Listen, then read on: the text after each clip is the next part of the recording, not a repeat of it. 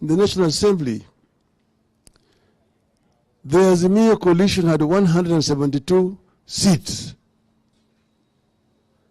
The Kenya Kwanza coalition had 165 seats. The majority coalition was one who should be the leader of majority in parliament is Mr. Opiyo Wandayi of Azimio. But they started immediately when the results were announced to start poaching. Immediately even before being sworn in, they had already bought a party which was an affiliate of Azimio called UDM.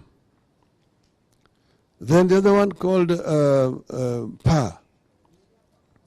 Another one called Maendeleo Chap Chap.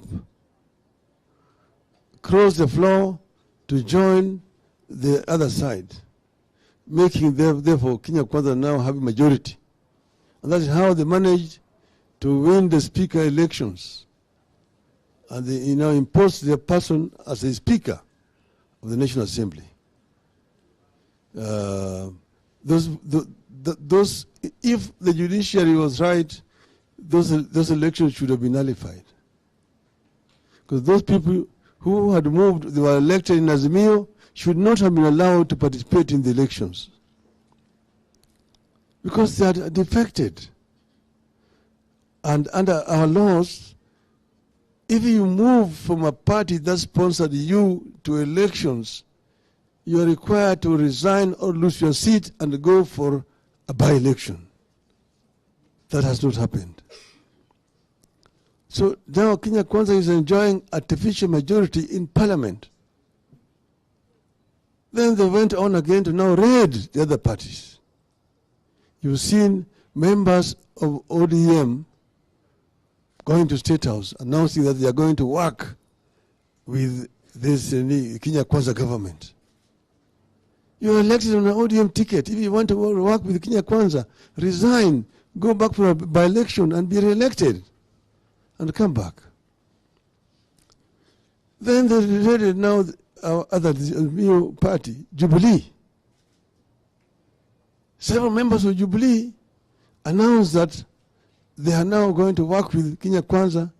They are moving away from Azimio coalition without following the process that is provided for in law. You cannot just announce. Azimio is a coalition, there's an agreement. If you want to remove, you must follow the process. Because the leadership of Jubilee is very much still in Azimio. But members of Jubilee Party who are elected in Jubilee Party, they of Azimio, are now sitting on the other side of the house. So now you see, Parliament has completely been compromised.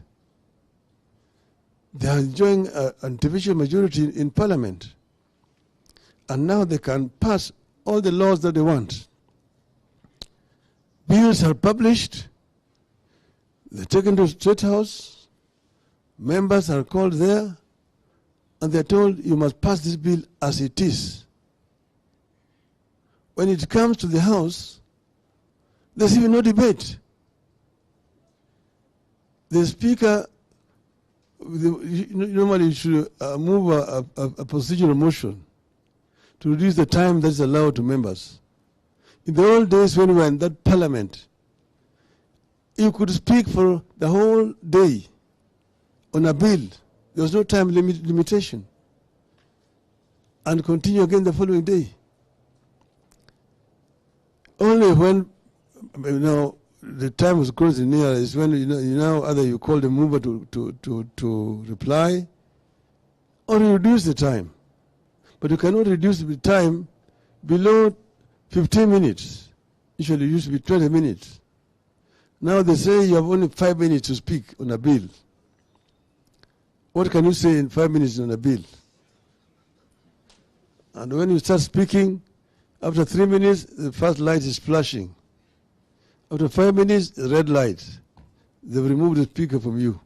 So you can't continue talking. So this parliament is useless.